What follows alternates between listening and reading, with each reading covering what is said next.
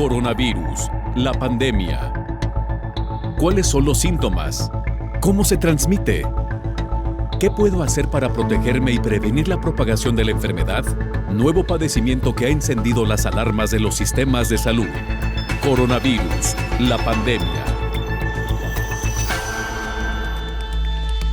¿Qué tal? ¿Cómo le va? Bienvenido a este programa especial de Coronavirus, la pandemia. Le recordamos que este programa es una producción de la Universidad de Guadalajara que se transmite desde el foro de Canal 44, la señal de todos, y que llega a México y América Latina a través de la señal de las televisoras públicas que se suman a esta emisión. Saludamos con gusto también a nuestra audiencia en Radio Universidad de Guadalajara y les invitamos para que se queden con nosotros a lo largo de la siguiente hora. Hoy abordaremos un tema por demás interesante, incluso un tema que habíamos abordado casi al inicio de la pandemia, pero que una vez que ha transcurrido más de un año de que se registró el primer caso en México, arroja nuevos datos y datos por demás interesantes. ¿Qué se ha encontrado en los cuerpos, en los cadáveres de las personas que han muerto por COVID-19 tras la práctica de las autopsias? Exámenes post-mortem de la Sociedad Española de Cardiología revelan daños en los pulmones en personas que fallecieron por COVID. Vamos a explicar qué tipo de daños se han encontrado. Conforme se analiza más la enfermedad de COVID-19, la Organización Mundial de la Salud modifica algunas guías, prevención y control de infecciones para la gestión segura de cadáveres por coronavirus. Recordará usted que este fue también otro de los grandes temas al inicio de la pandemia, cómo manejar los cadáveres de las personas que habían muerto por COVID. Ahora ya las familias pueden dar el último adiós a sus seres queridos, sin embargo, las medidas por COVID-19 deben mantenerse. De esto también estaremos hablando. En México a la fecha se han vacunado a poco más de 23 millones de personas y se pone de plazo octubre para vacunar a todos. Ayer el subsecretario de Salud en México, Hugo López-Gatell, hablaba de la inmunidad de rebaño. Esta podría alcanzarse, según dijo, para el mes de agosto. Sin duda alguna, una visión bastante optimista. Veremos finalmente si se cumple. Vamos pues a la pieza que nos ha preparado nuestra compañera Rocío López Fonseca para ponernos en contexto sobre el tema que hoy nos ocupa.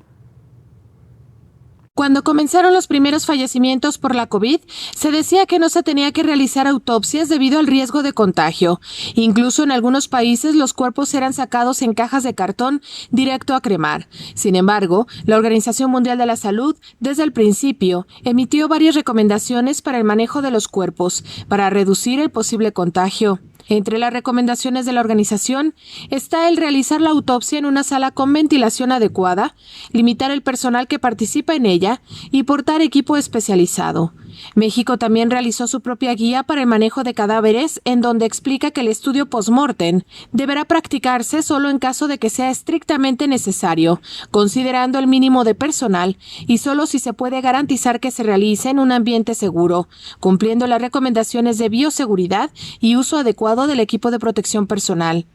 Este documento, elaborado por la Secretaría de Salud Federal, señala que en el caso de una necropsia médico-legal, se realizará el traslado del cadáver al servicio médico forense para lo conducente.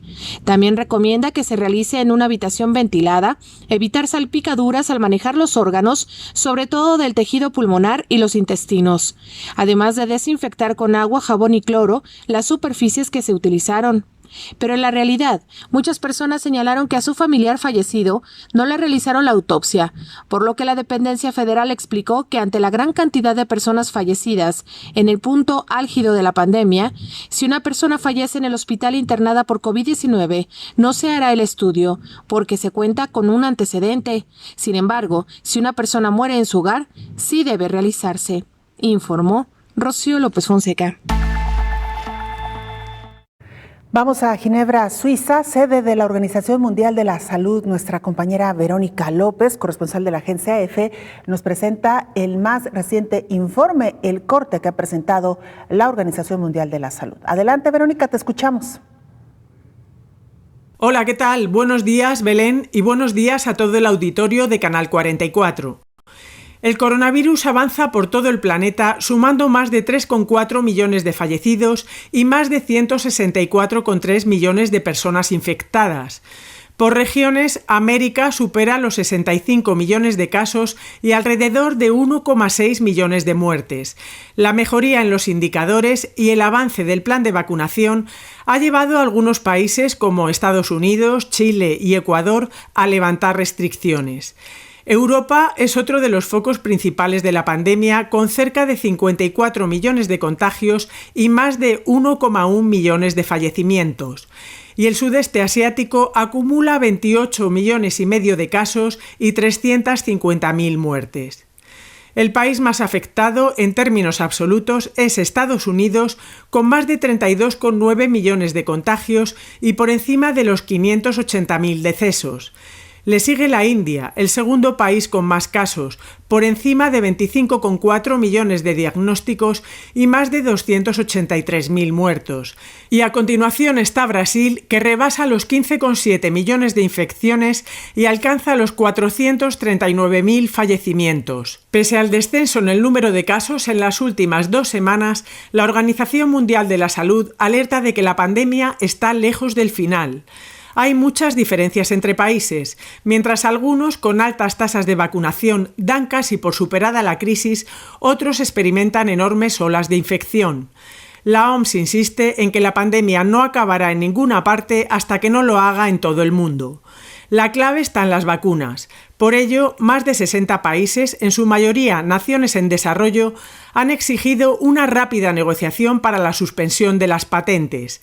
Lo han hecho a través de un comunicado conjunto que incluye a India y Sudáfrica, los precursores de la campaña, pero también a otros estados asiáticos y africanos, además de Bolivia y Venezuela. En el texto presentado ante la Organización Mundial del Comercio se da también la bienvenida al apoyo expresado recientemente por Estados Unidos. Reportó desde Europa Verónica López para el programa Coronavirus, la pandemia. Muchas gracias, Verónica, por este informe, la actualización respecto a la pandemia de COVID-19 en el mundo por parte de la Organización Mundial de la Salud. Regresamos a México, donde las autoridades han dicho que para octubre habrá de vacunarse ya a todos los habitantes de este país. Se habla también de la inmunidad de rebaño que podría alcanzarse en agosto. Hasta ahora se han aplicado 23.3 millones de vacunas contra la COVID-19 en México. Ya suman 10.6 millones de personas con el esquema completo. Esta semana llegaría el lote más grande de dosis registrado hasta ahora con 5.1 millones, reportó la autoridad federal. A finales de este mes, todas las maestras y maestros de escuelas públicas y privadas estarían protegidos con la vacuna. Además, ya inició la inmunización en el grupo de 50 a 59 años y terminaría a finales de junio. De manera paralela, comenzó la vacunación para embarazadas. El siguiente grupo en la lista de prioridad es el de personas entre 40 y 49 años de edad. Todo está planeado para que termine la vacunación en octubre, informó el presidente de la República, Andrés Manuel López Obrador. Por eso, les decía, se están conformando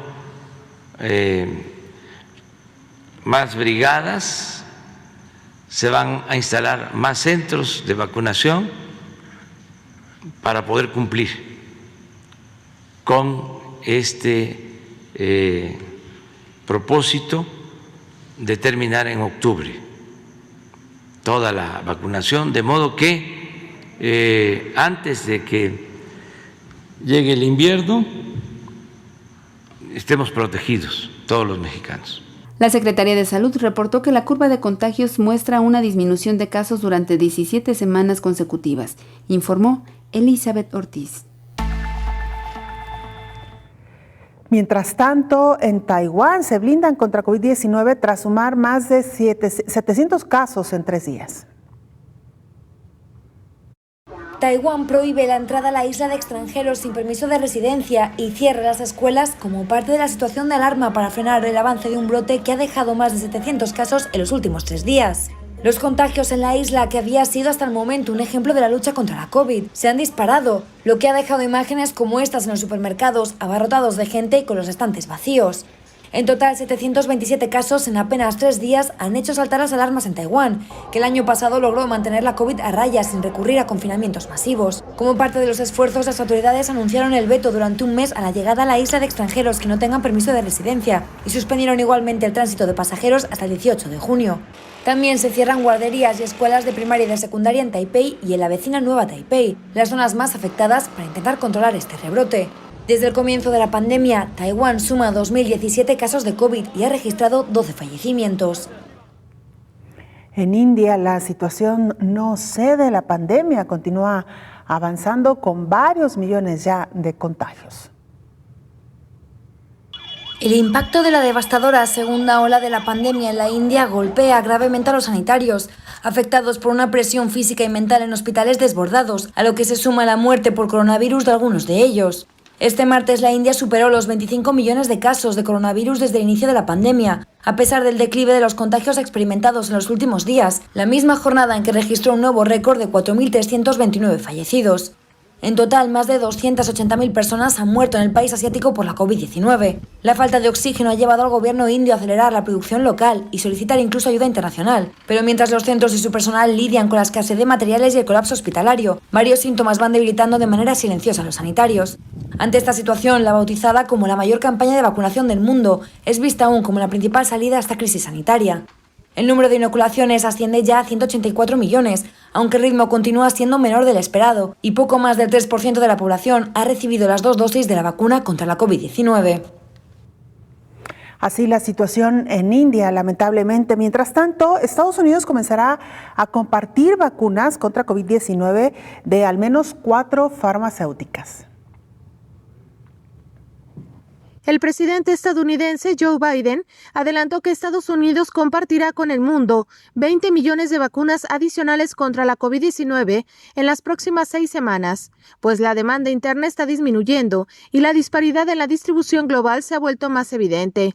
Las dosis que serán compartidas son de las farmacéuticas Pfizer, Moderna o Johnson & Johnson.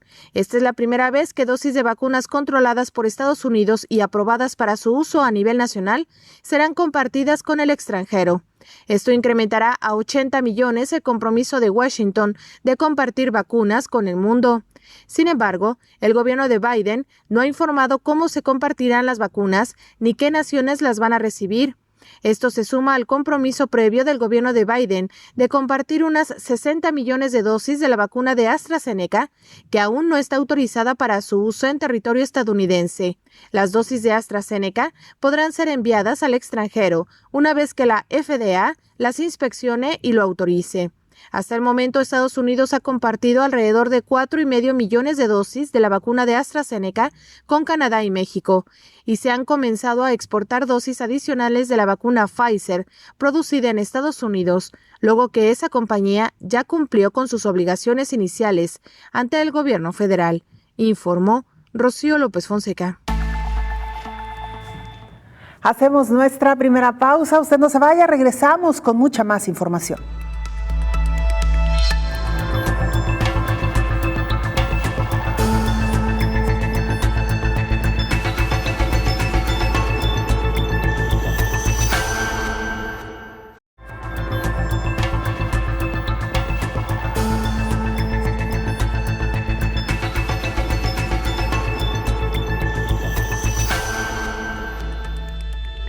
Regresamos a este programa especial de coronavirus, la pandemia, y me da muchísimo gusto saludar, como todos los días en esta mesa de trabajo, al infectólogo Héctor Raúl Pérez Gómez. Doctor, bienvenido. Hola Belén, qué gusto saludarte, buen día. Igualmente, doctor, un tema que recuerdo habíamos abordado eventualmente por ahí a principios de este programa, que nació justo 2 días después de que se registró el primer caso de COVID en México, y hablábamos de las autopsias, doctor, a las personas que habían muerto por COVID-19. En ese tiempo, recuerdo, había mucho temor, incluso de no solamente en el manejo del cadáver, sino incluso de practicar una autopsia. Así es. Ni siquiera pensábamos qué se podría encontrar una vez que se practicaran estas autopsias en los órganos, particularmente de estas personas. ¿Qué ha pasado desde entonces, doctor? Bueno, lo que ha pasado, Belén, es que el mundo científico, la academia, ha avanzado importantemente y empezó precisamente a explorar a través de estudios de autopsia qué ocurría con las personas que habían perdido la vida ante un episodio de COVID-19.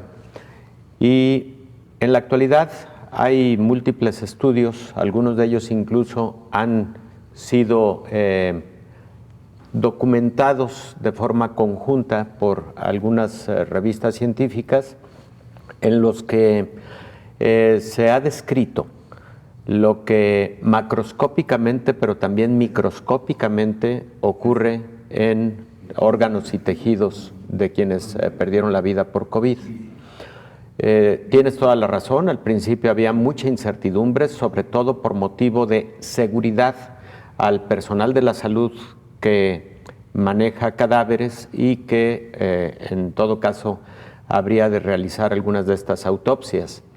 Se realizaron autopsias tanto parciales como autopsias totales. Las autopsias parciales, como su nombre lo dice, son aquellas en las que se toman muestras de algunos órganos para hacer estudios microscópicos, para hacer estudios moleculares, etc.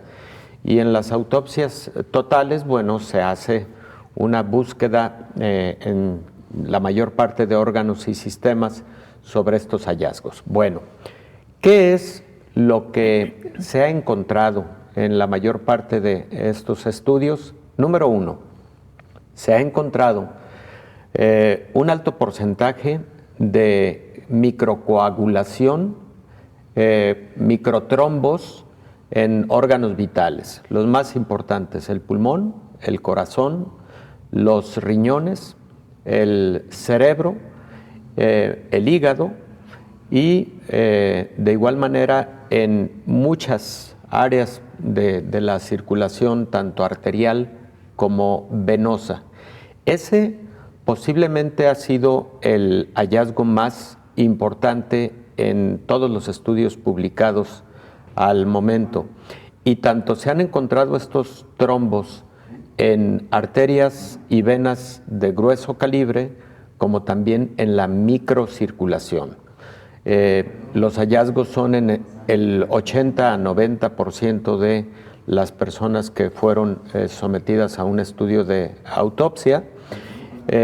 Otro de los hallazgos es evidentemente en el pulmón, con lo que se conoce como edema alveolar, la presencia de líquido en los alvéolos pulmonares y mucha inflamación en la vasculatura del pulmón, como también mucha inflamación en la vía respiratoria, tanto en la vía respiratoria de gran calibre como en la pared de los alvéolos pulmonares. Otro de los hallazgos han sido infecciones secundarias. Tú me detienes, Belén, en el momento en que tú digas. Está por demás interesante esto que nos está contando. Infecciones secundarias se han encontrado en aproximadamente el 35% en los estudios de autopsia. Estas infecciones secundarias se refieren básicamente a aquellas adicionales a las que se presentan directamente por el virus SARS-CoV-2.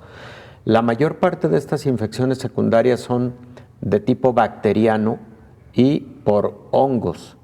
Hay un hongo que particularmente a pacientes que están intubados y a pacientes que están en estado crítico con COVID-19 ha generado infección secundaria y este hongo se llama Aspergillus. Hay otro hongo que frecuentemente infecta a estos pacientes que se llama Cándida. Y entre las bacterias más comúnmente encontradas se encuentran bacterias que forman parte del grupo de patógenos que se transmiten en el ámbito hospitalario, lo que llamamos infecciones hospitalarias, y que se presentan más comúnmente en los pacientes que están con intubación endotraqueal y que están, pues nosotros en el campo de la medicina les llamamos multiinvadidos en términos de catéteres, de tubo endotraqueal, etcétera. Es decir, todo lo que como personal de la salud debemos hacer para tratar de salvar la vida de estos pacientes. Estos pacientes frecuentemente tienen catéteres venosos múltiples, tienen el tubo endotraqueal o traqueostomía, tienen sonda urinaria por el estado crítico y gravedad que tienen estos pacientes, y eso condiciona o hace más frecuentes las infecciones en el ámbito hospitalario. Entonces también ese ha sido otro de los frecuentes hallazgos en los estudios post-mortem de estos pacientes. Y finalmente, otro de los hallazgos muy comunes, sobre todo en riñones, es lo que se conoce como una glomerulonefritis. Es una inflamación en los glomérulos, que son la parte funcional del riñón, causada por la propia respuesta inmune de los pacientes. Entonces, los pacientes con COVID-19 fallecen porque tienen fallas multiorgánicas, en donde ocurre una inflamación muy severa de todos los órganos y sistemas, ocurre microtrombosis en la mayor parte de órganos y sistemas, porque pueden ocurrir también infecciones asociadas que pueden llevar a estado de choque severo, choque séptico, y también por falla renal. Son las principales causas que pueden llevar a un paciente con COVID a la defunción, y concuerda con estos hallazgos en los estudios post-mortem. Interesantísimo, doctor, esto que nos ha planteado, y le voy a hacer una pregunta que quizá puede resultar como muy obvia en su respuesta, pero ¿por qué es importante tener este conocimiento, doctor? ¿Por qué es importante la observación directa de los daños, de los estragos que causa el virus? Sí, Belén, efectivamente, realizar una autopsia desde el punto de vista médico, aquí voy a dejar de lado la parte legal, porque hay autopsias que son de orden médico legal y que tienen múltiples propósitos, incluyendo conocer causas de la muerte por motivos estrictamente jurídico-legales que están alrededor de una determinada defunción, sobre todo cuando se trata de muertes violentas, etcétera, ¿no? Accidentes y demás. Esas las vamos a poner en este momento un poquito de lado para hablar exclusivamente de las autopsias en el campo médico. La principal razón es que una autopsia y los estudios alrededor de aportan información valiosa al médico, al personal de la salud, a la ciencia, a la academia, para poder desarrollar tanto medidas terapéuticas como medidas de detección temprana que puedan salvar más vidas. En la medida en que se conocieron estos hallazgos de autopsia, nos dimos cuenta que era importante, muy importante, detectar de forma temprana cuando un paciente estaba entrando a una fase de altos niveles de coagulación, y entonces actuar utilizando anticoagulantes modificó mucho el curso de la enfermedad y generó condiciones de mayor sobrevida en los pacientes con COVID-19. Estos hallazgos también nos mostraron la importancia de utilizar fármacos antiinflamatorios como dexametasona, corticosteroides, como medicamentos inhibidores de citocinas, etcétera.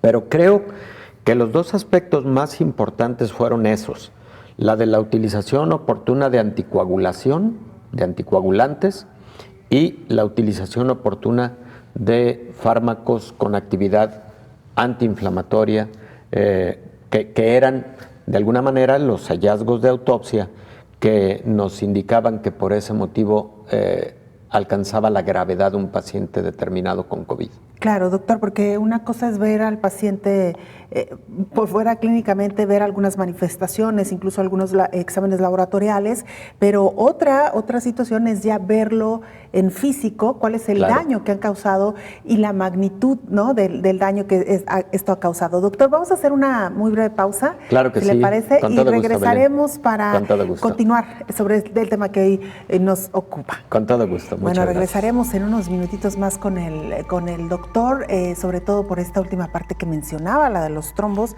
por qué se generan también, por qué está propiciando este virus del SARS-CoV-2 este tipo de reacciones. Con esto y mucho más regresaremos. Usted no se vaya después de la pausa.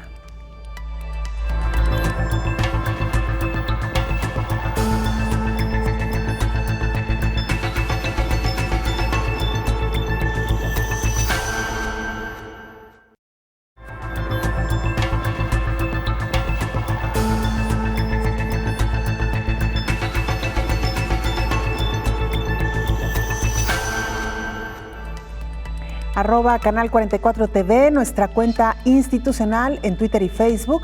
Nos pueden mandar mensajes también a través del WhatsApp en el 33 22 42 0690. Como siempre, nos da muchísimo gusto recibir sus comentarios, sus opiniones, sus preguntas, sus inquietudes. Los planteamos con todo el gusto a nuestros especialistas, regularmente el infectólogo Héctor Raúl Pérez Gómez, que nos acompaña en esta mesa de trabajo. Vamos con más información. Estudio español revela los hallazgos detectados en los pulmones tras exámenes post-mortem por COVID-19, el tema que hoy nos ocupa. En su página oficial de la Sociedad Española de Cardiología, se detalló sobre el hallazgo de la primera serie importante de estudios de anatomía patológica en pulmones de fallecidos por COVID-19. Se presenta el resultado de 38 pacientes fallecidos en 2 hospitales de la región norte de Italia en febrero y marzo de 2020. Los se hicieron en salas de autopsias preparadas para mantener el aislamiento frente a enfermedades de transmisión volátil y con los correspondientes equipos de protección por el personal implicado. A la vista, los pulmones se apreciaban como órganos edematosos y congestivos y con afectación irregular. En el estudio histológico se apreciaron alteraciones correspondientes a las fases exudativa e intermedia del daño alveolar difuso con afectación de un lado del órgano. En la mitad de los pacientes se apreció hiperplasia y atipia de los neumocitos de tipo 2, proliferación de miofibrolastos, tejido de granulación alveolar y fibrosis obliterante. Existía un componente inflamatorio con escasa cantidad de linfocitos. Un hallazgo peculiar que se encontró en 33 de los 38 casos fue la presencia de trombos ricos en plaquetas en los vasos arteriales de pequeño tamaño, hallazgo muy frecuente en pacientes fallecidos por COVID. El estudio con microscopio electrónico mostró la presencia de partículas virales con la morfología típica del coronavirus en el citoplasma de los neumocitos, informó Rocío López Fonseca. Seguimos pendientes de lo que ocurre en India. Ya le presentábamos un balance general de los casos que se siguen registrando en este país y lamentablemente durante esta segunda ola de COVID-19 han muerto muchos más profesionales de la salud.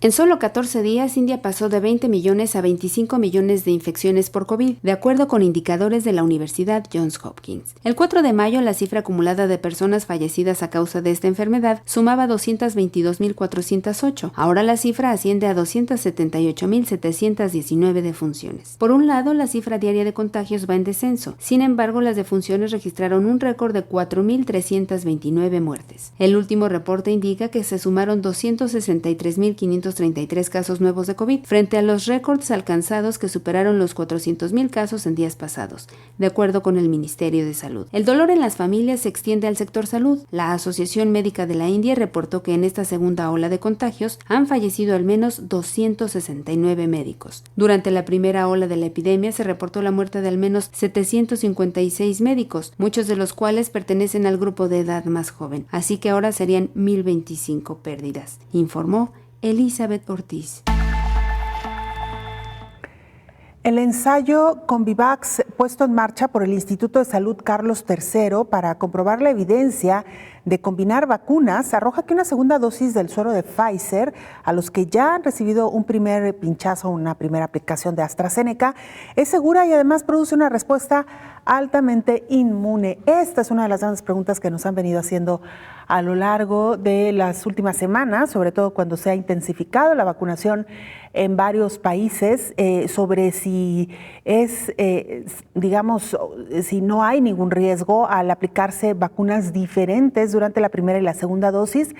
De acuerdo con este ensayo que presenta el Instituto de Salud Carlos III, no solamente no hay riesgo, sino que además se puede conseguir una eficiencia altamente inmune. Los resultados preliminares del estudio, el cual se pusieron en marcha el pasado 19 de abril, con la participación de 678 voluntarios de entre 18 y 60 años que habían recibido una primera dosis de AstraZeneca.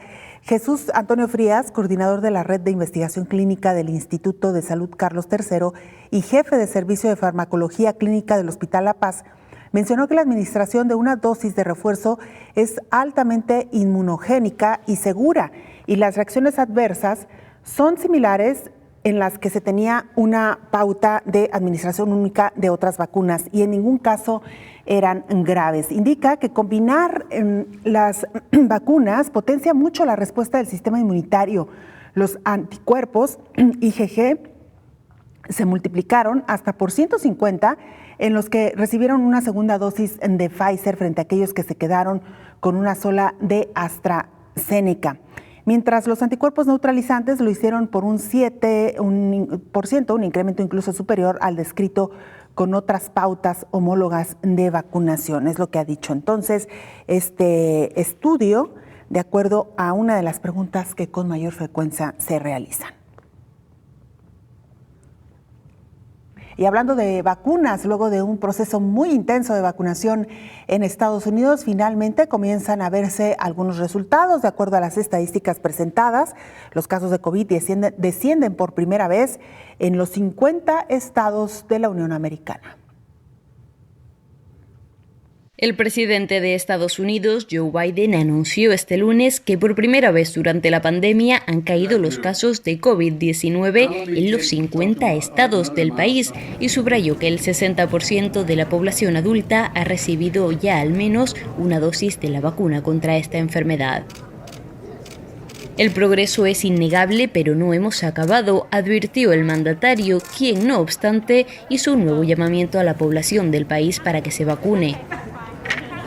Advirtió asimismo de que en los estados en los que la vacunación es más baja o más lenta, se corre el riesgo de que los buenos datos ahora registrados vuelvan a empeorar. Vacunándose o usando mascarilla, pese a que ya no es obligatoria para los inoculados, Biden pidió el esfuerzo de todos para lograr el objetivo de llegar al 70% de los adultos con al menos una dosis antes de la celebración del 4 de julio, Día de la Independencia del país. Por otro lado, el presidente estadounidense habló del anuncio hecho por la Casa Blanca de donar, junto con los 60 millones de vacunas de AstraZeneca que Estados Unidos no utiliza, otros 20 millones de dosis de las que sí ha utilizado este país, Pfizer, Moderna y Janssen. Será la mayor donación de un país, 5 veces mayor que la de cualquier otro, y Estados Unidos seguirá contando con vacunas suficientes para inocular a sus ciudadanos. Los centros de atención médica deben garantizar la adopción de medidas de seguridad a quienes realizan autopsias por COVID-19. La Organización Mundial de la Salud realizó desde el año pasado unas guías provisionales sobre la prevención y control de infecciones para la gestión segura de cadáveres en el contexto de la COVID-19, que va cambiando conforme se sabe más sobre la enfermedad. El documento de la OMS resalta que las autopsias no están prohibidas. Especifica que la persona, si fallece de COVID-19, puede infectar a otras personas. Los pulmones y otros órganos aún pueden contener virus vivos. Si se selecciona para la autopsia el cadáver de una persona con COVID-19, presunta o confirmada, los centros de atención médica deben garantizar la adopción de medidas de seguridad encaminadas a proteger a quienes realizan la autopsia. Los procedimientos de seguridad para la gestión de los cadáveres de personas fallecidas infectadas por el virus de la COVID deben ser coherentes con lo que se aplican en cualquier autopsia de personas que hayan fallecido a causa de una enfermedad respiratoria aguda u otra enfermedad infecciosa. Las personas que han fallecido de COVID-19 pueden ser enterradas o incineradas de acuerdo con las normas locales y las preferencias familiares.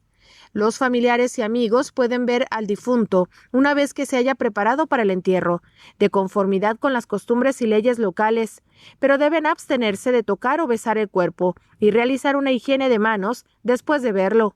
Se debe reducir el número de personas que acudan al velorio, sobre todo en espacios pequeños y cerrados.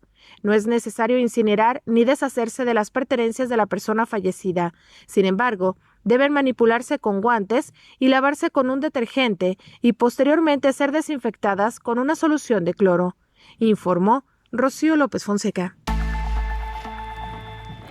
El tema que hoy nos ocupa tiene que ver precisamente con las autopsias practicadas a las personas que murieron por COVID-19. Ya lo explicaba anteriormente el doctor Héctor Raúl Pérez Gómez. Estas autopsias ya se realizan. Al principio se tenían sus reservas, particularmente por el manejo y el riesgo que implicaba un cadáver de una persona que había muerto por COVID-19. Hoy se practican las autopsias, no están prohibidas. Y bueno, esto ha permitido encontrar información valiosa para el tratamiento y manejo de pacientes con COVID-19. Y mire, por cierto, analizan la autopsia en 5 niños en Brasil. Los síntomas son atípicos. Escuchemos. Investigadores de la Facultad de Medicina de la Universidad de Sao Paulo y del Instituto Adolfo Lutz encontraron la alta capacidad del virus SARS-CoV-2 para invadir y causar daño a los tejidos. Es uno de los factores que inducen el síndrome inflamatorio multisistémico pediátrico, desencadenando una variedad de manifestaciones clínicas que incluyen, además de fiebre persistente, dolor abdominal, dolor cardíaco y convulsiones. Los resultados del estudio fueron publicados en la revista eClinical Medicine del grupo Lancet. La profesora y coordinadora del proyecto, Marisa Dolnikov, explicó que la acción directa del virus sobre los tejidos de diferentes órganos es una de las razones por las que los niños con este síndrome tienen una respuesta inflamatoria exagerada y alterada a la infección. Los investigadores realizaron una autopsia a 5 niños que murieron a causa de la COVID-19 en Sao Paulo, un niño y 4 niñas entre 7 meses y 15 años. 2 niños tenían enfermedades graves antes de esta infección. Uno de ellos tenía cáncer y el otro un síndrome congénito. Los otros 3 estaban sanos y desarrollaron el síndrome inflamatorio con distintas manifestaciones clínicas. Uno presentó inflamación cardíaca, miocarditis, otro inflamación intestinal, colitis, y el tercero encefalopatía aguda, que desencadenó en convulsiones. Los niños con enfermedad grave preexistente tuvieron un COVID grave, clásico. Las autopsias se realizaron mediante un método mínimamente invasivo, en el que se recolectan muestras del tejido de todos los órganos mediante punción, guiadas por imágenes generadas por un ultrasonido portátil, informó Elizabeth Ortiz. Bueno, pues parte de lo que se ha avanzado precisamente en temas de autopsia para personas que murieron con COVID-19. Y mire, otra de las preguntas que nos han hecho con insistencia es sobre las reacciones que han provocado las vacunas en aquellas personas que ya se inmunizaron. Algunos han mostrado su preocupación porque los efectos, particularmente aquellos síntomas más difundidos o más conocidos como fiebre, dolor de cuerpo, algo también de malestar estomacal, algunos los han sentido de manera intensa. Hay que señalar que de acuerdo a lo que han descrito los médicos, estas reacciones son totalmente normales. Incluso hay varios artículos en los que se menciona que esta es el nivel, el grado de reacción de nuestro cuerpo, particularmente pues del sistema inmunitario frente a un agente extraño que finalmente es lo que ingresa a nuestro cuerpo a través de estas vacunas. Hay que insistir sobre algo que aquí nos han planteado los expertos. Una vacuna no puede producir la enfermedad de COVID-19, pero sí generar reacción ante la presencia de un cuerpo extraño que entra a través de la vacuna. Vamos a hacer una pausa muy breve, regresamos con más.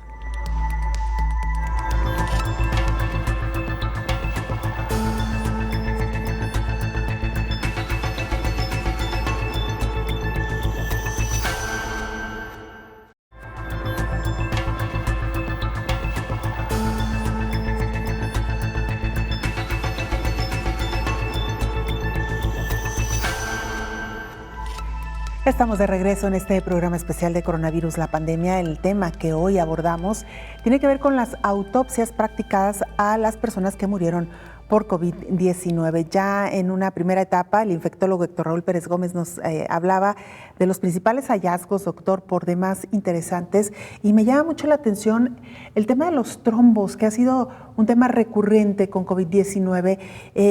Doctor, ¿qué es lo que genera el que las personas presenten, digamos, esta reacción? Belén, cuando el virus entra al organismo, ese virus se une a células del árbol respiratorio, pero también a muchas otras células en el tracto gastrointestinal, en el sistema nervioso central, etc. Células que se encuentran en el endotelio vascular. ¿Qué es el endotelio vascular? Es la capa más interna de los vasos sanguíneos, para decirlo de una forma sencilla. Esas células tienen un receptor del que hemos hablado muchas veces aquí. Es como la puerta de entrada al virus.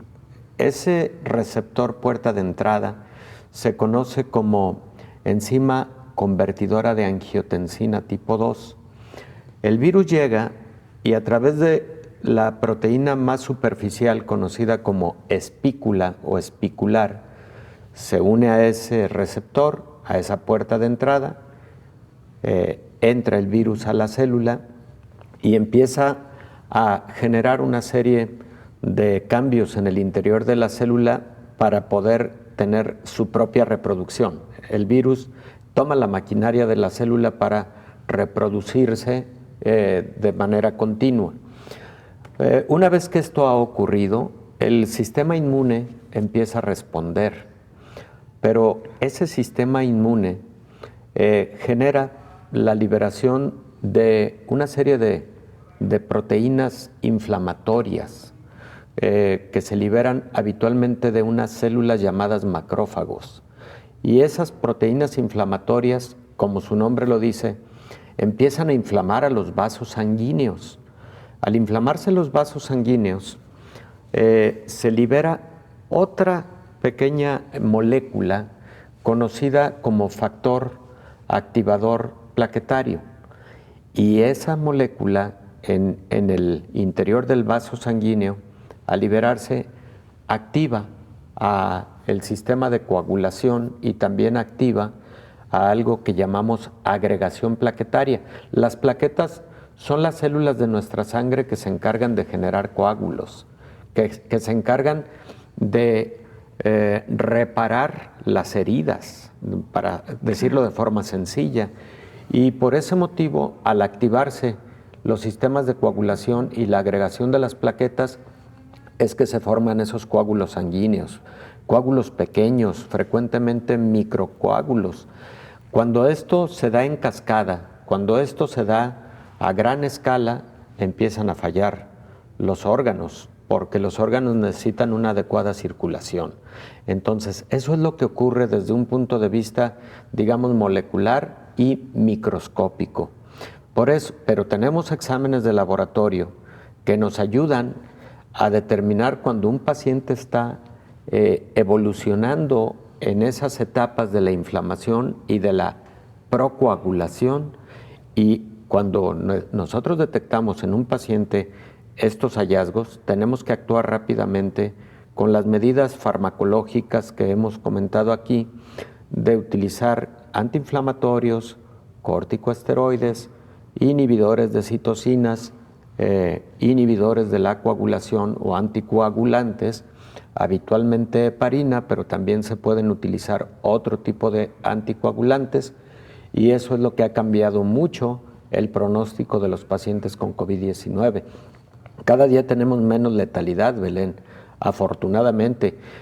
Al inicio de la pandemia la letalidad empezó en 3.5, luego subió hasta casi 7 de letalidad, más o menos en agosto del 2020, y luego empezó a bajar de nuevo progresivamente a nivel tal que en estos momentos la letalidad está de nuevo en el 3% global. ¿A qué se debe esto? A todo lo que fuimos aprendiendo a lo largo de la pandemia, a estos aspectos académicos que fuimos aprendiendo y que nos permitieron actuar de manera oportuna.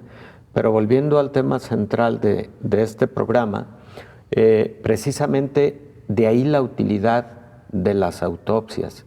Autopsias que al principio se realizaron pocas, por lo que bien señalabas, respecto de la incertidumbre, de la seguridad que tenía el propio personal para poder realizar el estudio post-mortem, por el riesgo que implicaba también de la transmisión de la enfermedad, que poco a poco, con las medidas sanitarias y con los protocolos de protección, fueron llevando a que se realizaran cada vez más estudios post-mortem y ahora, insisto, tenemos publicaciones, por ejemplo, hay una publicación relativamente reciente con alrededor de 370 casos de autopsia en pacientes con COVID-19 que prácticamente los hallazgos que hemos aquí comentado son los que fueron identificados a través de estos estudios. Doctor, usted ya lo ha dicho, pero quisiera reiterar la pregunta porque nos lo han estado preguntando. ¿No están prohibidas las autopsias para pacientes que murieron por COVID-19? Definitivamente no. Incluso el mundo de la medicina, el mundo de la academia, de la ciencia, agradece infinitamente a aquellas familias que aceptaron en algún momento el que se pudiera realizar algún estudio de autopsia en pacientes con COVID-19, porque eso nos ha enseñado muchas cosas, nos ha permitido aprender una gran cantidad de conceptos relativos a esta enfermedad que se han puesto precisamente al servicio del resto de la humanidad para lograr disminuir la letalidad de la misma y que indudablemente, Belén, van a representar esos avances futuros para poder tener fármacos adecuados contra la enfermedad y que nos van a permitir tener en su momento medidas terapéuticas más oportunas. Sin duda alguna, doctor, de ahí la importancia de realizar estos ejercicios y sobre todo también, doctor, que el panorama es distinto de lo como iniciamos, lo hemos explicado ya amplia y claramente en el caso de las autopsias, pero recuerdo también en el caso de los pacientes, que era una, digamos, de las partes más trágicas de esta historia, pacientes que morían solos en las áreas de terapia intensiva. Hoy hay posibilidades, empieza ya a explorar esa posibilidad de que se les permita a los familiares despedirse de sus pacientes otra vez con todas las medidas de seguridad, pero ya estos aspectos trágicos que tanto nos dolían, doctor, parece que también poco a poco pudieran subsanarse. Sí, y así ha sido, Belén. Ahora es mucho más común el escenario en donde sí existe una despedida incluso en ocasiones algunas horas antes de que lamentablemente una persona pierda la vida, cuando se visualiza ya un pronóstico muy sombrío, se dan esas oportunidades con las medidas de protección adecuadas para tal propósito, y eso pues evidentemente al inicio de la pandemia era impensable, y recordamos esos escenarios tan dolorosos en donde no ocurrieron esas despedidas y generaron mucha mayor dificultad para cerrar ese ciclo con tanto impacto psicológico de perder a un ser querido sin estar en la cercanía que en esos momentos es necesaria para quien parte y para quienes se quedan sufriendo esa partida. Claro, doctor, y un tema que digamos es colateral o forma parte un poco también de lo que hoy estamos hablando, porque estamos hablando de muerte, estamos hablando de autopsias, pero esta parte de poder despedirse ya, esta posibilidad que hoy por hoy existe, y también, doctor, en el manejo de los cadáveres. Anteriormente veíamos cómo salían de manera inmediata hacia los hornos crematorios, se prohibieron, como nuestra audiencia recordará, los funerales. Exacto. Y hoy también poco a poco parece ser que estas medidas, si no se han relajado, por lo menos ya hay más posibilidades de manejar con más calma los cadáveres, doctor. Efectivamente, Belén, y también hay posibilidades ya de que exista esa despedida con los seres más cercanos, con medidas muy bien cuidadas, con medidas de protección perfectamente protocolizadas para evitar riesgos, pero también para que ocurra un cierre, una despedida, pues que sane un poco la herida por la partida del ser querido. Que dicho sea de paso, doctor, algo que también ha cambiado este escenario es el hecho de que cada vez más personas están vacunadas. Es y correcto. Esto también nos ha permitido cierta protección frente o cuando estamos en contacto con una persona que tiene COVID-19. Insistir, no debemos bajar la guardia, no debemos dejar las medidas de seguridad, pero sí que la vacunación nos ha dado, digamos, un margen más pequeñito de accionar, doctor. Efectivamente, Belén, indudablemente. Dame solo 20 segundos para un comentario más. Por favor, doctor. Respecto de esas enseñanzas que luego generan las autopsias al mundo de la medicina. Yo decía que 35% de los pacientes han sido encontrados con alguna infección secundaria. Cuando sabemos qué tipo de infección secundaria fue lo que se encontró en estas personas, entonces en un paciente que tienes en terapia intensiva y que está teniendo una mayor gravedad y en donde adviertes algunos datos clínicos de sobreinfección, ¿sabes con qué tipo de antibióticos puedes cubrirlo mejor de manera oportuna? Esa es otra de las grandes enseñanzas que dejan estos estudios post-mortem para mejor manejo de los pacientes graves con COVID-19. Interesantísimo, doctor. Como siempre, un gusto charlar con usted. Gracias, Belén. Gracias. Siempre un gusto. Igualmente, doctor, nos vamos. Gracias por habernos acompañado. Coronavirus, la pandemia.